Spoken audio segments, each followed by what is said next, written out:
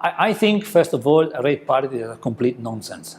And it is a very old-fashioned and obsolete principle or agreement, shall we call it, that is actually damaging both the hotel companies and the OTAs. It damages the OTAs because OTAs are operating on a static business model. They need to work heavily on, pumping the business in order to ask for higher commissions. It is damaging the hotel operator because they are forced to provide same rates to the OTAs, in a free market. But above all, it does not allow both parties to increase the revenue they're making. And why do I say this? It's very simple. In today's market, everybody focuses on the rate parity, which is the output, but less and less they focus on how people get to book, on the process, on the behavior of the consumer. And this is where most of the marketing budget of big OTAs focus on, is on behavior. They spend lots of money on algorithms to capture when they book, how they book, which location, why they book in this location.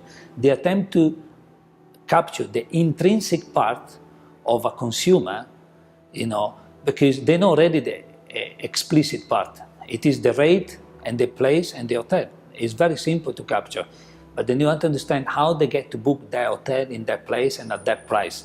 And I'm a great believer that if OTAs tomorrow brings a dynamic commission structure, meaning the higher the price I'm able to book over and above a minimum price in your hotel, the higher my commission will be. So what does it mean? And it's very simple. On a $100 rate and 20% commission, they make $20 and the hotel makes $80 average room rate, technically, without disputing whether it's net or gross. If I'm able to increase that by another $10, and for every $5 I increase my commission by 5, when you get to 110, you're making $33 commission, but the hotel makes another $3 in average room rate.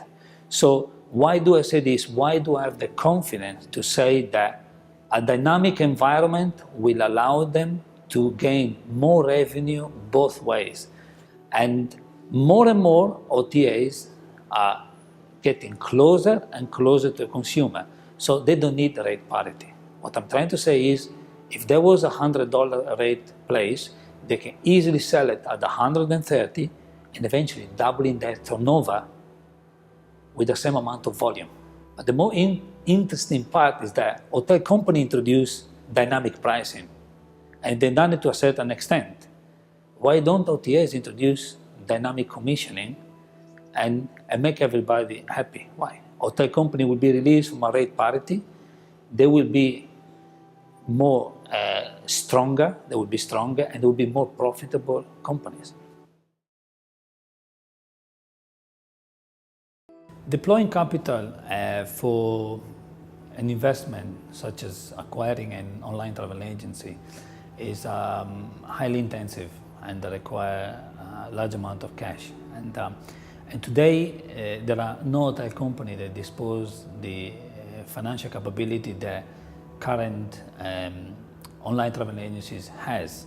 Therefore, it is what I would call it's a very challenging investment, but there is perhaps a more opportunity to invest in in-house technology, cloud-based, which allow them to freely capture data for in-house guests, which is data that is not available in any social media site, and create a huge wealth of information and revenues for the hotel company. So that's the only way that they can challenge an online travel agency rather than directly acquiring one, which it would be unlikely that may happen. Technology itself has one biggest threat, which is the policymakers, is the authorities. They are the only people that can challenge the digital economy. The likes of Uber, in the European Union, now being challenged by the fact that they should be treated as a transport and logistic company rather than a technology company. This is their main threat. In the online travel agency space, the biggest threat is what they call the meta searches, the Trivago of these days, the TripAdvisor of these days. Why? Because they feature prices from third-party agencies, and in case I book via one of these meta searches, the online travel agency is forced to share the commission with the meta search. So hence the reason, the likelihood of a online travel agent to buy a meta search is very high. One example, like Expedia, when they bought Trivago, if you cannot find them, you buy them. So this is exactly their strategy in order to keep away competition. They suck their profits.